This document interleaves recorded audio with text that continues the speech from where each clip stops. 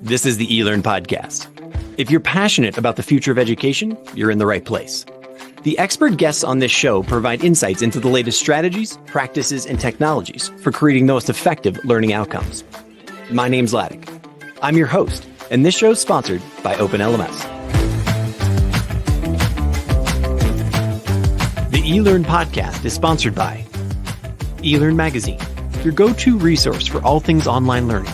Click-by-click how-to articles, the latest in edtech, spotlight on successful outcomes and trends in the marketplace. Subscribe today and never miss a post at elearnmagazine.com.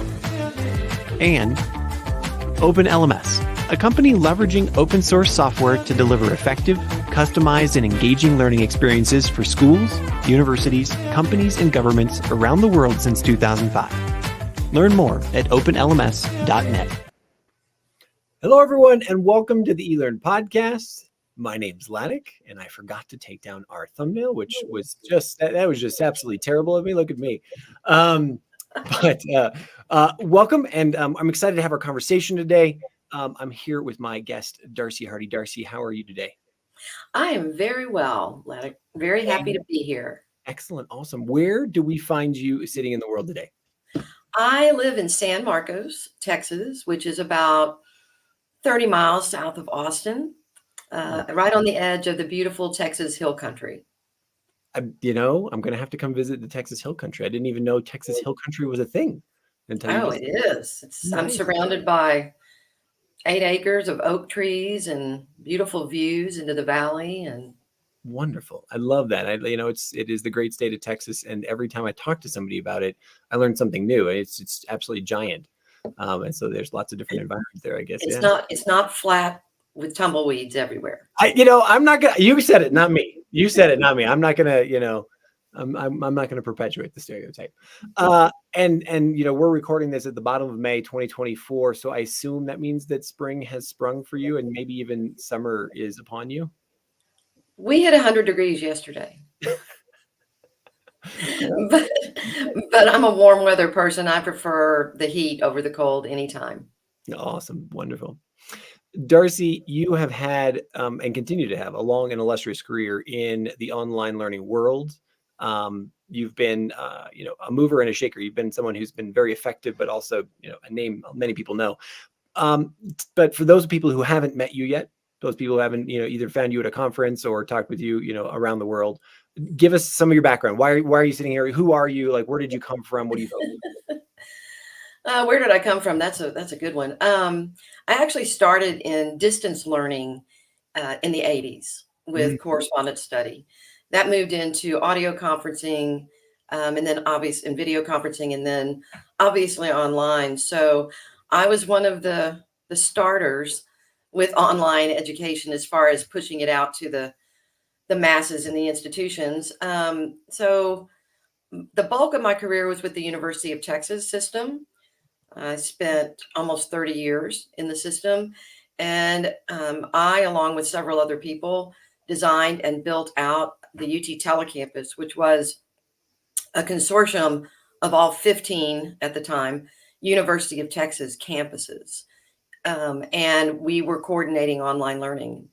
That ended in about 2010.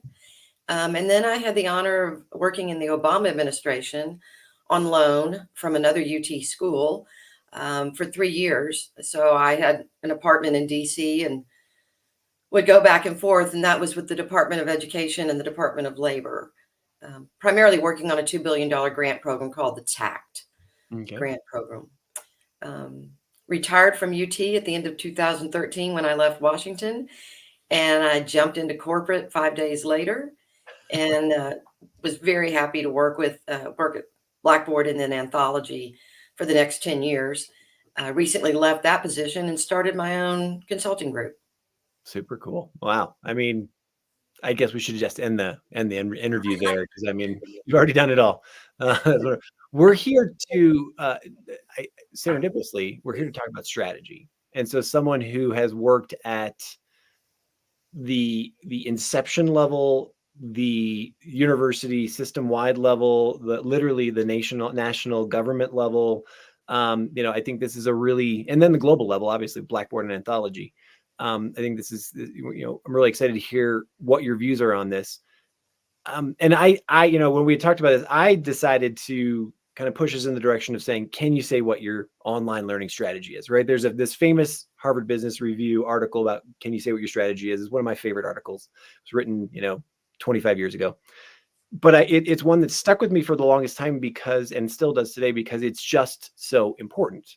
Understanding your strategy and having that not just be something that the board or, leadership understands, but everyone understands.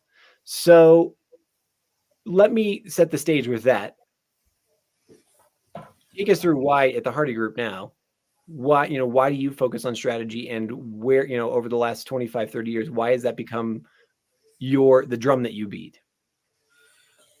Really good question. I don't think in the early days I knew that much about strategy. It was flying by the seat of our pants, making it up as we went along, building the plane while it's flying, the whole thing. But over time, I've worked with dozens, if not hundreds, of institutions who, quite frankly, are wasting time and money because they don't have a strategy. And I'll talk to a school and they'll say, oh, it's in our institutional strategy, our 5-year strategy. And it's a line item, and so to me, because this is not an inexpensive endeavor, and it does require personnel and it requires a lot of things beyond technology to be good. If an institution doesn't have a strategic plan for their online and how they're going to go from point A to point B efficiently, they're not going to do as well. I mean, they're just not. There's too many options out there now. And if you don't have a strategy and you don't know where you're going or how you're going to get there, it's just like the Harvard case study. If you don't have one, it's very hard to get somewhere. Right. Yeah. So dial me back, what's the difference that you see now pre-pandemic and post-pandemic with that line item of, hey, we've got a line item for, we have an online learning program or a space or a degree or something like that. And then sort of like take me to now post-pandemic, has that really fundamentally changed? Or, and now even, I guess we're talking maybe 2 years out of pandemic or 1 year out of pandemic, are we regressing back to the way things used to be? Well, the way things used to be, I mean, we worked really hard, I think, in the field to develop high quality, interactive, engaging content in the online environment, especially as online became more mainstream. With COVID, everyone had to drop what they were doing. They had to immediately go online. And kudos to all of the faculty and the institutions and the administrators and the designers for getting it done. But those are not high quality online courses for the most part. Those that were created during COVID, they're emergency remote learning. It's a Zoom call and it's some content, and that's pretty much it. And that is not how we define high quality online. So the problem we have now is that whether it's people in Congress, whether it's people at institutions that were not experienced with online before COVID, they think that's what it is. And when I work with schools, when my group works with schools, we are helping them understand that that's not what you want to keep doing. You want to improve upon what you did. The bigger issue is that some of the schools that weren't doing a lot of online after COVID, they're like, hey, we could do this. We could increase enrollments by getting some of these programs out there. But they need to understand the marketplace is huge. The landscape is completely different. So if they don't have high quality in their programming, and that's from beginning to end, they're going to have a hard time getting those enrollments they think that they're going to get. It's a big difference between the two. So talk me through where, when you meet with a client today or you're talking with an institution, where do you start with them? I know, one of the places that you really, your kind of passion is in the vision portion. And I would, and correct me if I'm wrong, like I would put visioning and sort of understanding where do we want to get before we talk strategy, right? It's like, Correct. where do we want to get? And then how are we going to get there? So talk me through how you approach that with, like quite frankly, an institution, an ocean liner that you're trying to turn. Well, you mentioned earlier, sometimes it's a board of trustees or a board of regents that may say, we want you to put 10 programs online next year. Or even a president or a chancellor might say that, not really understanding that that's not a vision. That is, let's get in there and do this at all costs, whatever it takes. A vision for me is more about, we want to, let's just say, for example, we want to increase our enrollments by 5% in the next 5 years. Something modest. That to me is more of a vision than we're going to put 10 programs online. Mm-hmm. This is more about really getting to the core of why you're doing it. Because if you get to the core and your vision addresses why you're doing it and a little more specifically where you want to be in a certain amount of time, then you have a much better chance of building a strategy to go with it. The schools sometimes think because their face-to-face programs are good or they're big, they tend to equate that with, well, they'll be great online. Not necessarily so, for a number of reasons, not even counting the competition. Mm-hmm. So that's really the first thing that we do, is we start talking with the school about their vision. World dominance is not a vision that's realistic for most schools. Most schools have to really think about, are we going to serve our local geographic area? Are we going to go regional? Are we going to go national? Are we going to be international? And it's interesting how many times I can be in a conversation and there's like a steering committee that's been working on this, on their strategy. And I bring that up and one person will say, well, I think we should just stay local. And another person will say, but I think we should be national. And I'm like, okay, well, we need to get on the same page first. So, sometimes the drivers are administrators and boards, but it's up to the institution itself to really think about what's realistic for us in a reasonable amount of time. So that's why we spend a lot of time on visioning. Mm. What's that look like? So what's that look like for a typical institution? Is that a 6-week process? Is that a 3-month process? Is that, Yeah. When our sort of bread and butter is a full service that takes an institution from vision through strategy with all of the various elements in our framework. Visioning can take 30 minutes mm-hmm. and it could take 6 weeks. Mm-hmm. Academics, I'm a, former academic, recovering academic. We have a hard time wordsmithing. We wordsmith things to death, and that can cause a delay in getting anywhere because not everyone is agreeing with what they're talking about.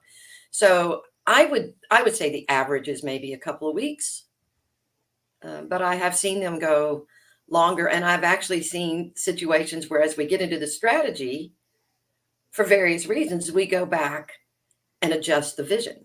Sure. Mm-hmm. Because some of the things that they have in their vision, we find out they're not prepared or they're not ready to provide whatever it is they're talking about in the amount of time they're planning. Putting programs up, full programs up in a couple of months, under duress is just not the right way. So in our strategy work, we take their vision and we try to make the strategy not only realistic, but reasonable as far as the time.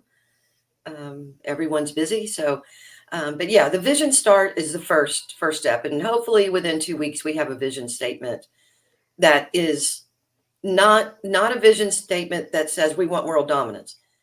For this type of work, I want a vision statement that is getting down into the details a little bit more. Mm-hmm. Mm-hmm. Thinking about how many programs could we even handle? How many students could we handle to serve? and support. So that I enjoy the process because it uncovers a lot of things that they've been thinking about.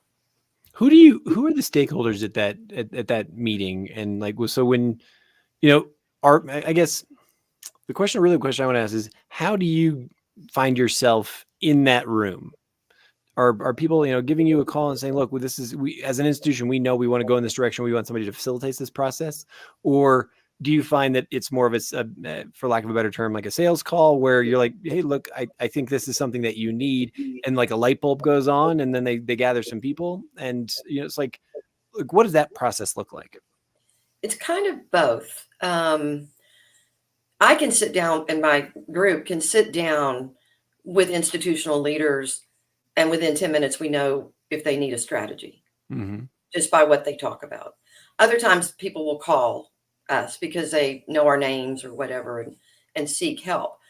But you asked about the stakeholders. So one of the things that we do for institutions, we do a 90-minute workshop on the framework that I've spoken about. And I think Stephen, not you, Christian put the link up there so you can see the framework. And, we do a 90-minute workshop just on that framework. And the stakeholders are obviously executive officers or their offices, registrar, financial aid, ADA officer, deans, some faculty, instructional designers, student affairs officers, and students are the stakeholders. And so many times when institutions sit down and start building a strategic plan, it's the same players. I mean, they don't change it up. And maybe the faculty Senate chair will be there, but not other faculty. And, you even need some kind of online naysayers at the table. They're stakeholders too. And the only way you're going to convince them otherwise is to engage them. So I always tell people, I don't care who the people are that you bring to the table, because I don't know where the bodies are buried. So it doesn't matter to me. And you may, they always say they can picture immediately in their mind who they would not include. And I'm like, bingo, you need to include at least one of those people so they can then tell their friends that it's not such a scary thing. But I refer to online learning on an institution, on a campus, as an all skate. If you remember, I remember when I was in junior high, we'd go to the skating rink. And, the boys would get to skate, the girls would get to skate, the couples would get to skate. But the best time for me was when it was an all skate. Sure. Everybody on the floor. That's what online learning is at an institution. And you can't leave people out of the conversation. Otherwise, you have the same problem that you have with anything. You're never going to build consensus or even close to consensus. And people are going to feel like they're in the dark. So you want representation at the table. Talk to me about the naysayers. I'm obviously I am a fanboy, so I'm not one of the naysayers, but I'm intrigued that you even bring that up. We're halfway through 2024 as we record this, essentially. We've been through a pandemic. Are there still diehards? They're like, this, this cannot be done. We should not do this. This is not the way to do it. Absolutely. Even in the age of AI, even right now where everything is being accepted. If the people who are already terrified of online, you talk about AI and their hair, goes on fire. And it's usually because they've never experienced it. Or they see a MOOC, or they see, what we did during COVID, and they think, that's not for me. Right. And surprisingly, it's not just the older faculty. Sometimes it is sort of generational. There are some faculty that have been teaching in the classroom 30 or 40 years, and they have no desire to shift it, and they don't think they can, because while it could work for some subjects, it can't possibly work for theirs. The students need to see them. The students need to be there with them. None of it is pedagogically valid, really. But what I tell schools, is while you want the naysayers at the table, but you have to listen. You have to listen to why they're naysayers, and find out what it is, and then try to help them see that there are ways that they can do this. The alternative, which can also happen, is, for example, let's say you want to put your master's degree in social work online, and your social work faculty are completely against it. Hmm. You have two choices. You either don't put it online or you bring in adjuncts. The worst thing you can do is bring faculty into a program literally kicking and screaming and being forced to do it. It's much better, and better for the institution, if they're that adamant, leave them alone. Not everyone has to be online. And the schools that really provide strong support for faculty tend to not have as many problems. And by that, it means there's really strong professional development for faculty. It's not just teaching them how to push the buttons in the LMS and use the technologies. It's really getting into the pedagogy of how you teach online, how you interact, how you engage.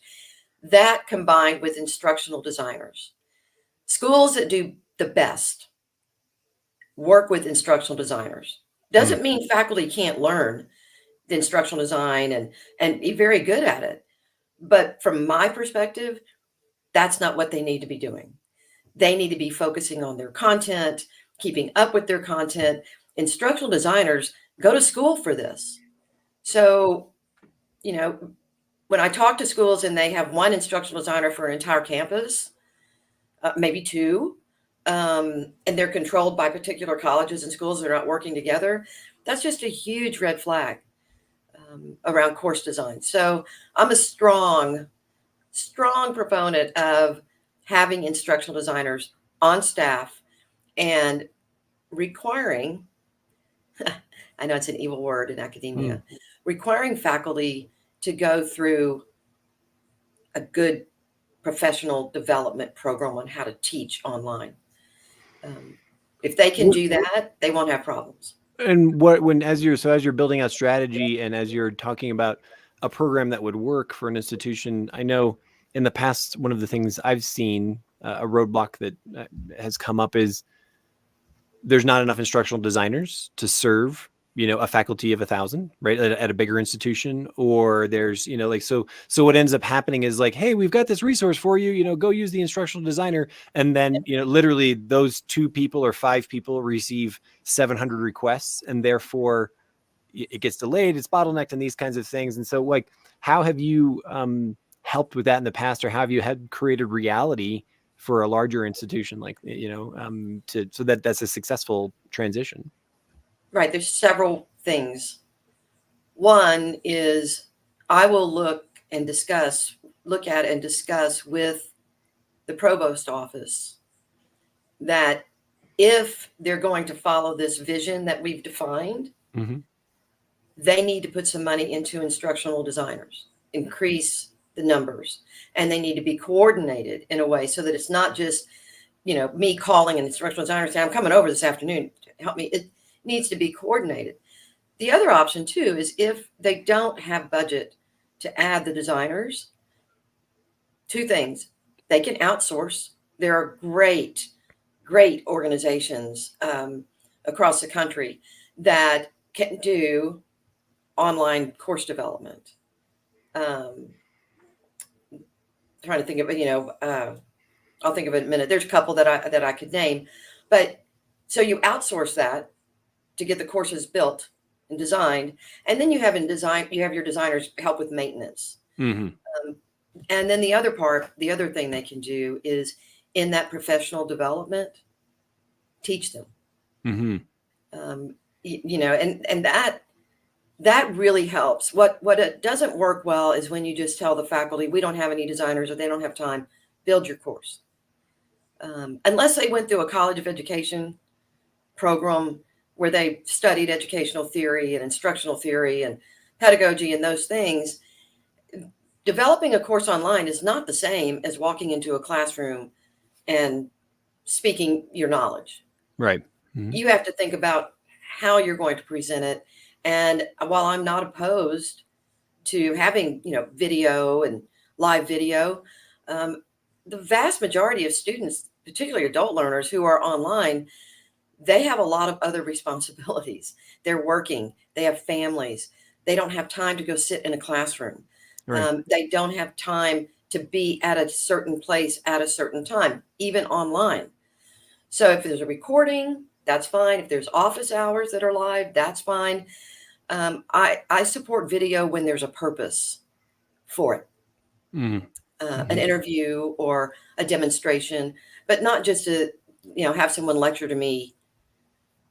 Sure, and On for clarity for everyone listening, you're talking about synchronous learning, right? I mean, right, synchronous versus asynchronous. Yeah, a self-paced course, obviously there's going to be video there, but that's asynchronous, and so you're talking about just like the lecture, essentially. Right. The synchronous part is what really can be a barrier for adults, if it's required. If they can watch it later, great.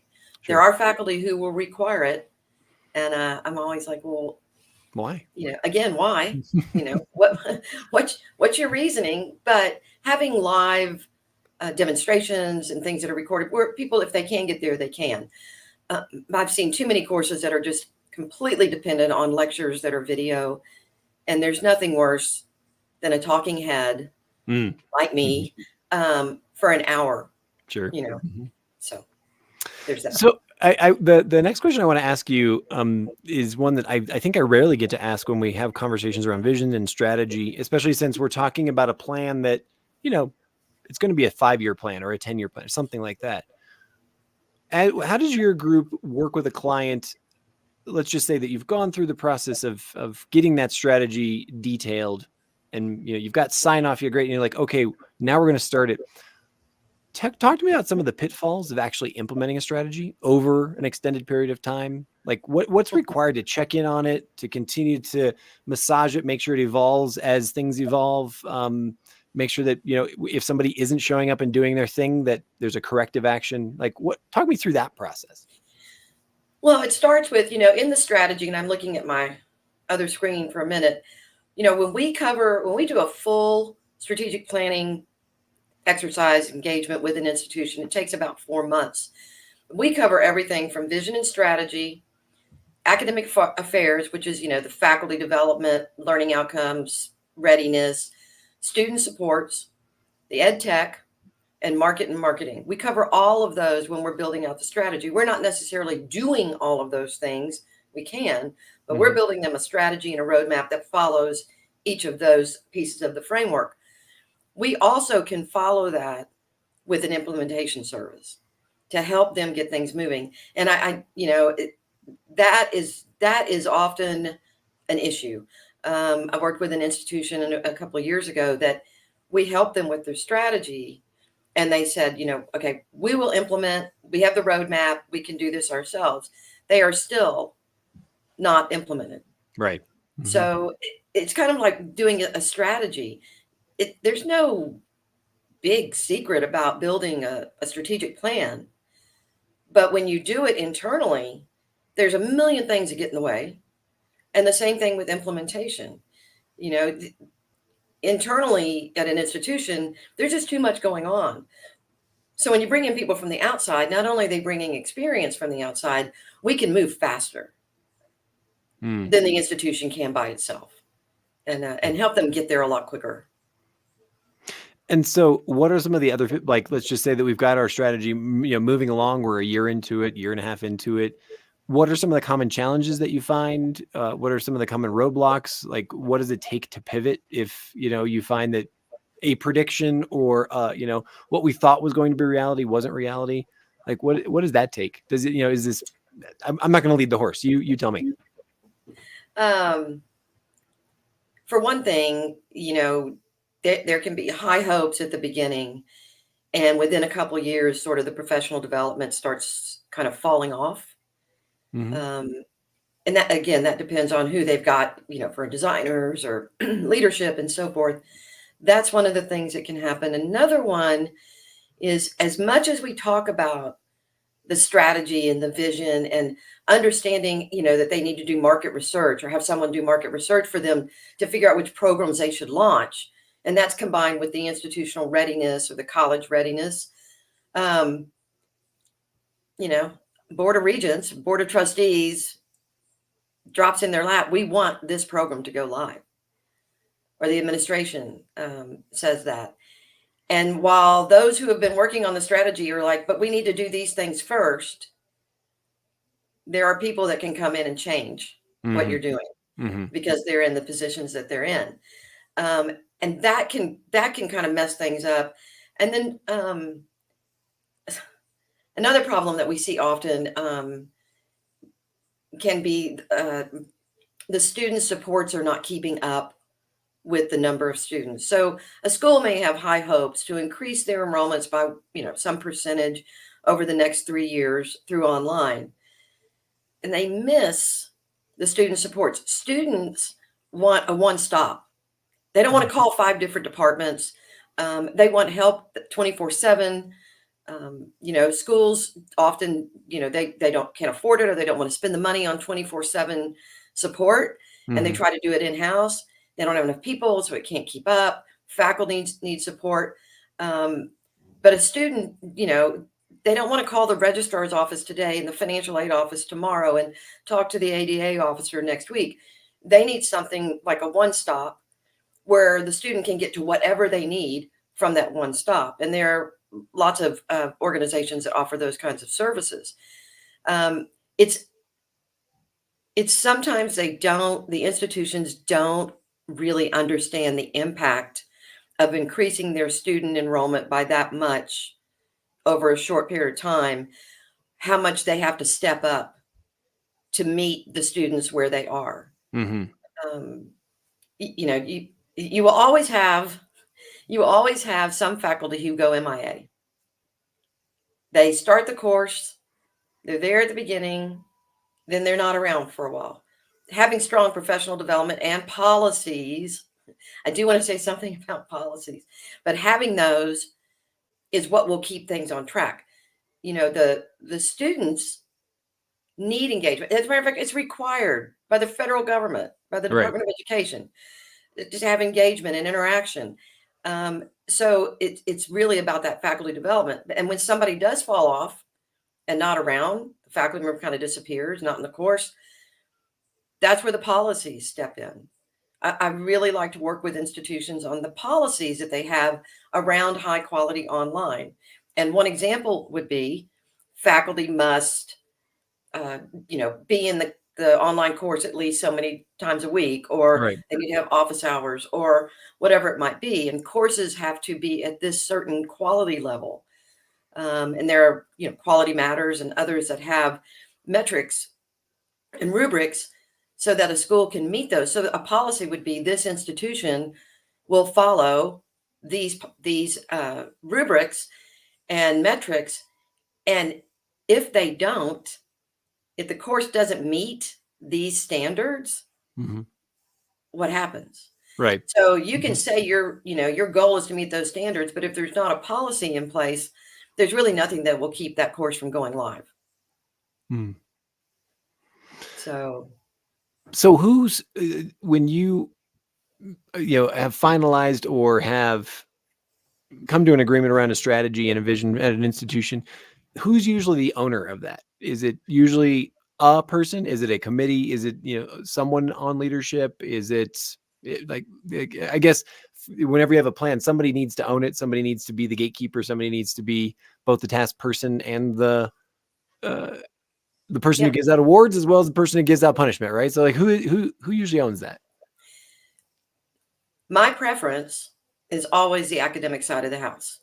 So the provost office or VPAA's office, someone in that office is sort of the boots on the ground person, but you still have your stakeholder committees, call it a steering committee, governance committee, whatever you want to call it. Those people meet regularly because they're the ones that are looking to see how the strategy is going. So it's not all on one person, but, online learning is an academic endeavor. Right. It is not a technology endeavor. The technology is critical, it's important, but the driver has to be academia or the academics. And that I've seen it different ways.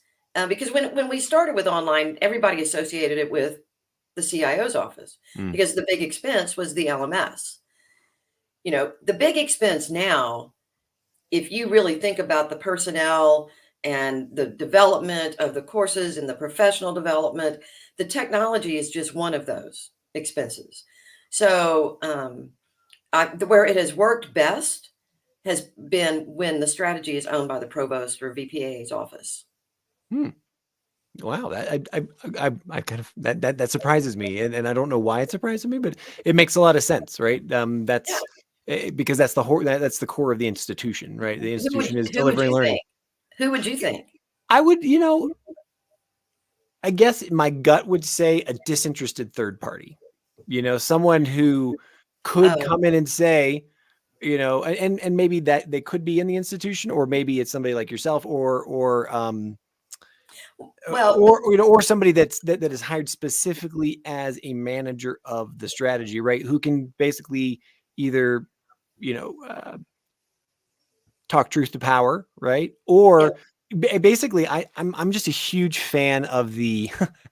I'm gonna reveal most of my career here, of the innocent question, right? Where it's just like, hey, I don't really get why you chose to make that decision. Can you explain it to me?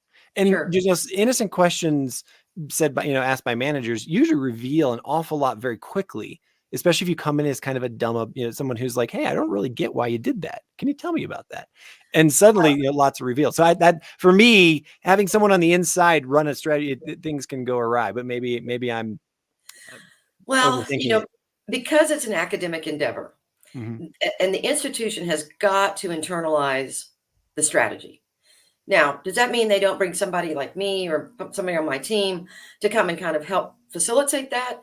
That wouldn't be a bad idea.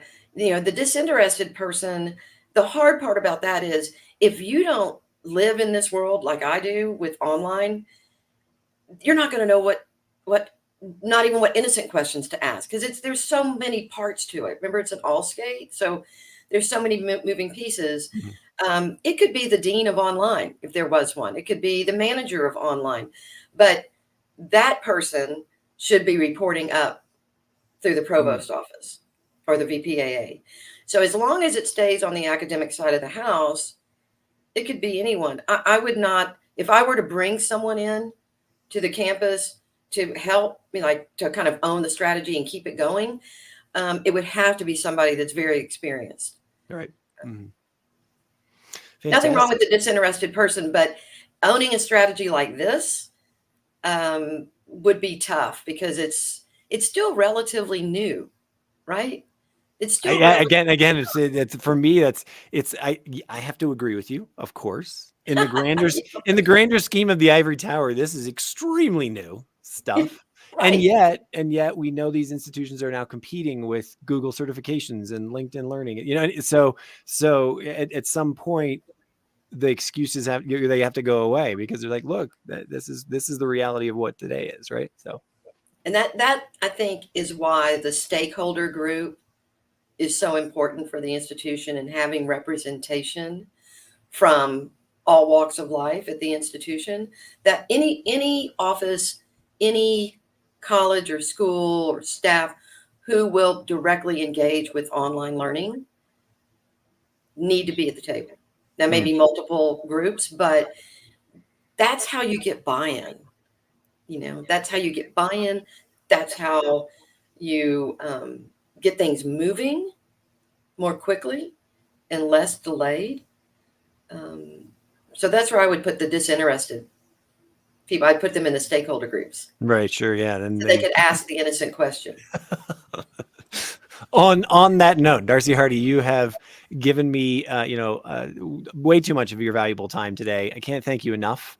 We've just put up on the screen here ways that people can get a hold of you on your LinkedIn, Darcy.Hardy at the Hardy Group, or GRP, just for everybody, thehardygrp.com. And that's where the framework is also. The framework that I talked about is on the front page of the website.